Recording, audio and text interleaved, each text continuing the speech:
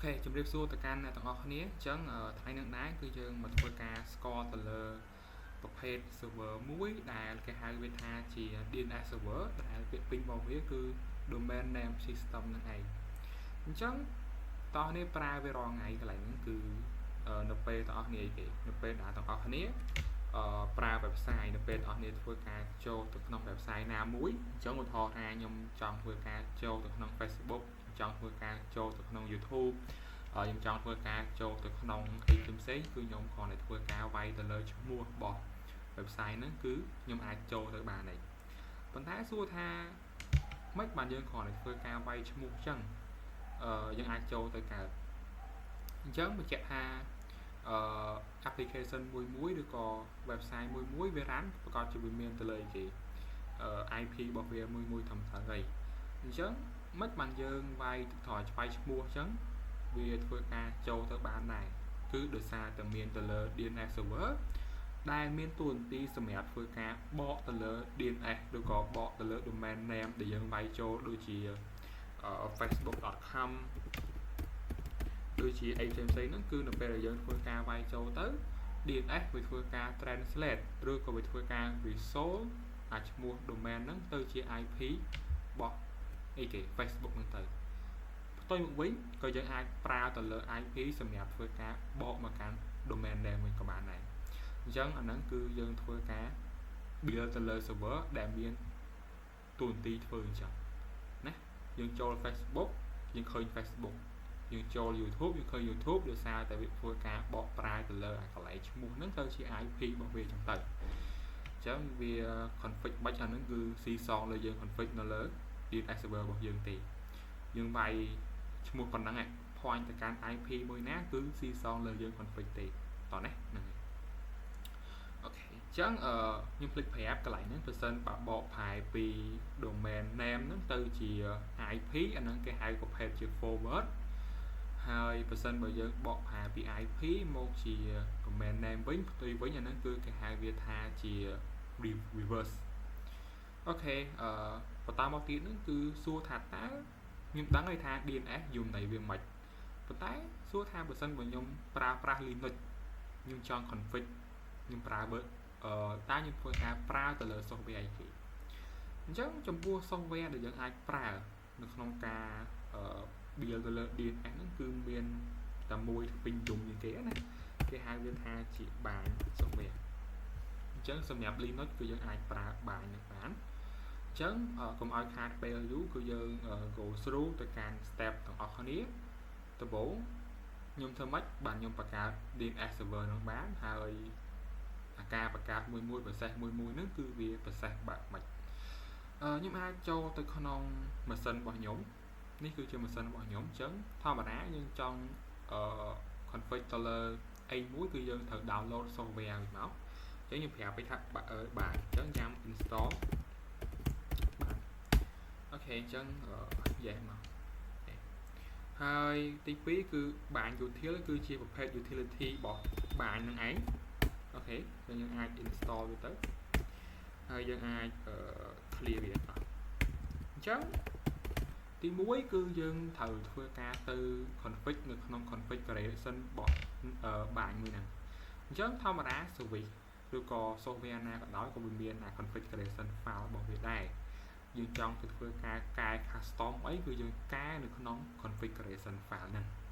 អញ្ចឹងចំពោះ configuration file របស់បាញគឺនៅក្នុងនេះគេគឺ store ទុកនៅក្នុង etc កន្លែង configuration របស់យើងគឺ store ទុកនៅក្នុង etc ហើយ specific file របស់វាហ្នឹងគឺមានឈ្មោះថា name ដល់ទៅកាន់ config នេះគឺជា existing configuration របស់បាញរបស់យើងដែលមានស្រាប់យើងអាច custom តាមអ្វីយើងចង់បានទៅអញ្ចឹងគឺគេដាក់វានៅក្នុង block option នេះណាហ្នឹងហើយអញ្ចឹង block option គឺដាក់ចូលហ្នឹងអញ្ចឹងទី1គឺយើងឃើញថាមានទៅលើ listen on តើ DNS មួយហ្នឹងវាកំពុងតែ listen នៅ port ទីប្រមាណហើយ IP របស់អ្នកណាជា IP របស់ machine របស់យើងអញ្ចឹងយើងមិនចាំដាក់នេះវាដឹងហើយឡើយហ្នឹងខ្ញុំអាច insert មកឲ្យខ្ញុំអាច comment ចោល default ប្រចាំដាក់ទេទី2ក៏ដូចគ្នា IPv6 ក៏មានដែរទី3គឺជា base directory សម្រាប់ អីគេអាចនិយាយបានថា0របស់យើង0ហ្នឹងទៅមុខទៀតដឹងហើយអញ្ចឹងយើង store ទុកក្នុងហ្នឹងទី4ដើម file គឺខ្ញុំអត់ដឹងថៃដែរដោយសារខ្ញុំអត់ដែរប្រើដែរ static file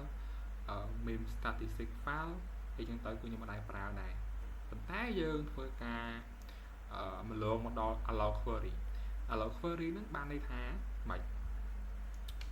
តើយើងអនុញ្ញាតឲ្យនរណាគេខ្លះអាចប្រើប្រាស់ទៅលើ DNS របស់យើងបានអញ្ចឹងបើសិនបើខ្ញុំដាក់ទៅ local host បានថាបង្កើតខ្លួនឯងប្រើបានតែខ្លួនឯងទេនេះណាអញ្ចឹងបើសិនបើខ្ញុំចង់ឲ្យគេប្រើគឺកើតទេអញ្ចឹងខ្ញុំអាចដាក់ allow ជា public គឺ any នរណាក៏អាចប្រើបានដែរអូខេហើយបន្តមកទៀតហ្នឹងគឺ complete អីគេក្នុងករណីដែល DNS របស់យើងដល់ពេលដែលយើងសួរហ្នឹងមិនសួរហ្នឹងគឺនៅក្នុងករណីដែលយើង visit ទៅកាន់ website ផ្សេងហ្នឹងឯងបើសិនបើ DNS របស់យើងអត់ស្គាល់ថា website ហ្នឹងឬក៏អាចធ្វើការបកប្រែបានទេគឺយើងអាចទៅសួរគេបានបញ្ជាក់ថាឲ្យ DNS ហ្នឹងទៅសួរគេទៅសួរណាគេសួរ Google សួរណាគេសួរ Cloud សួរហ្នឹងឯង Cloudflare អូខេអញ្ចឹង forwarder អញ្ចឹង forwarder ឲ្យគេណាគេគឺខ្ញុំឲ្យទៅកាន់ Google អញ្ចឹង public IP របស់ Google ហើយនេះគឺខ្ញុំដាក់គេ forward only ហ្នឹងបែរថាបើសិនបើម្នាក់នេះគាត់ឆ្លើយអត់ចេញដែរ error ហើយ error អញ្ចឹងគឺ any sorry only sorry error អូខេអញ្ចឹងប៉ុណ្ណឹងដូចជាអត់មានត្រូវ config ទៀតទេយើងអាចនេះបានតោះនេះអញ្ចឹងត្រូវចាំថាបើសិនបើយើង config តែប៉ុណ្ណឹងណា DNS របស់យើងហ្នឹងគឺធំទៅជា cat only ទេបញ្ជាក់ថាយើងប្រើ DNS របស់យើងហ្នឹងដើម្បីទៅធ្វើការ resolve name ដែលយើង visit ដូចយើងនិយាយមិញ Facebook ណាបញ្ជាក់ថាបើយើងចូល Facebook ទៅគេមានអីគេគឺមានទៅលើ DNS សម្រាប់ resolve ហ្នឹងទៅប៉ុន្តែឥឡូវគឺយើងចង់ប្រើរបស់យើងអញ្ចឹងរបស់យើងក៏ទូនទីដូចគ្នាទេណាហ្នឹងហើយអញ្ចឹងបើឆ្លោតចេញសួរ Google ប៉ុណ្ណឹង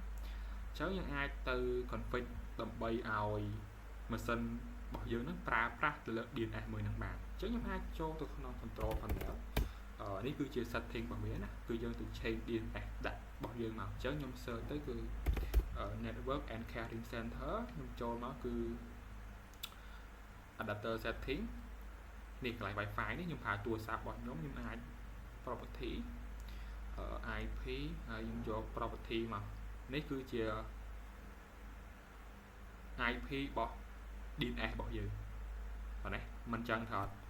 server យើងកំពុងធ្វើការ config នេះមាន IP ប៉ុណ្ណឹងអញ្ចឹងអូខេមកខ្ញុំដាក់ឲ្យស្រាប់ណាគាត់ថាខ្ញុំកាយយើងដើម្បីដាក់ណាអូខេអញ្ចឹងខ្ញុំអាច close វាហើយការ config របស់ខ្ញុំក៏គិតថាហើយដែរខ្ញុំ escape វាទៅហើយខ្ញុំ enable server system control យើងមិនតន់ enable server មកទៅដើរចេះចឹង enable អីname d ឈ្មោះ service របស់អីគេឈ្មោះ service របស់បានយើងហើយយើង restart អូខេចឹងដើរណាបន្ទាប់ពី restart ហើយបងប្អូនកុំភ្លេចបើកទៅលើ port 53ដែលជា port របស់ DNS ឬក៏ជា enable ទៅលើ service ហ្នឹងផងឲ្យប្រើប្រាស់ទៅលើ firewall command ខ្ញុំបានបើកហើយគឺខ្ញុំអត់ចាំបាច់បើកទេប៉ុន្តែបើយើងចង់បើកគឺខ្ញុំប្រើចេះគឺ firewall cmd អីគេ permanent ហ្នឹងគឺអចិន្ត្រៃយ៍add port អីគេ add port 53